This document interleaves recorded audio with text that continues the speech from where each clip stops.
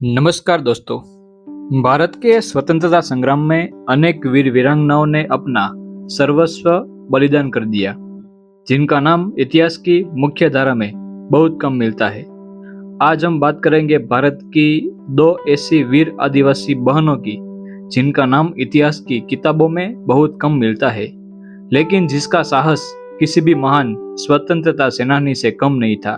तो चलो woman power biography में जानते हैं इन दोनों बहनें फूलो मुर्मू और जानो मुर्मू के बारे में जानकारी। फूलो मुर्मू और जानो मुर्मू दोनों सगी बहनें थीं। उनके पिता का नाम चुन्नी मांझी था और माता का नाम सुबी हांसदा था। उनके 4 भाई थे, सिदो मुर्मू, कान्हो मुर्मू, चांद मुर्मू, भैरव मुर्मू।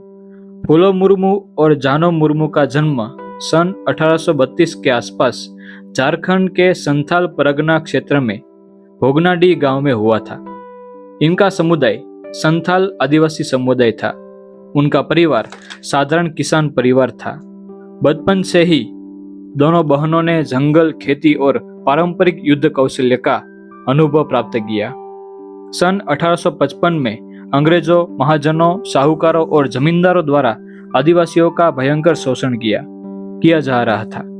उनकी जमीन छीनी जा रही थी, उनसे जबरन कर वसूला जा रहा था और उन्हें कर्ज के जाल में फंसाया जाता था। इससे पूरा संथाल समाज बहुत ही आक्रोशित था, निराश हो गया था।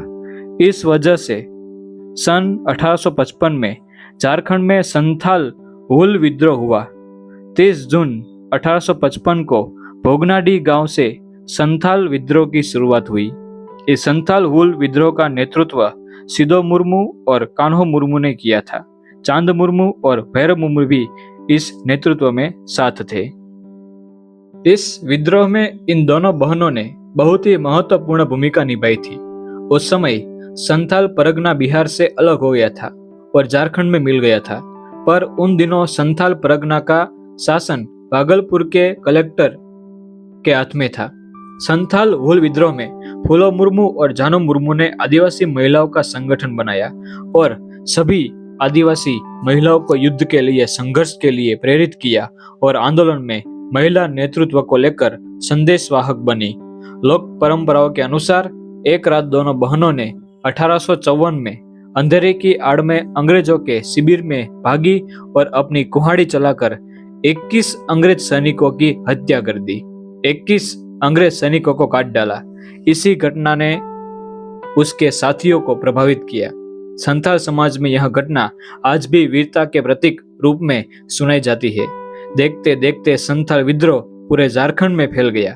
फूलो मुर्मू और जानो मुर्मू ने इस संथाल विद्रोह को जंगलों, नदियों और पहाड़ियों द्वारा आदिवासियों तक संदेश पहुंचाया।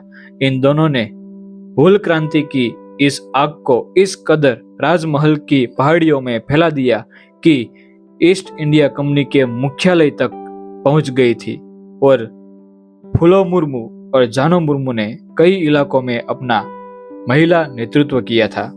अंग्रेजों ने इस विद्रोह को शांत करने बहुत कोशिश की।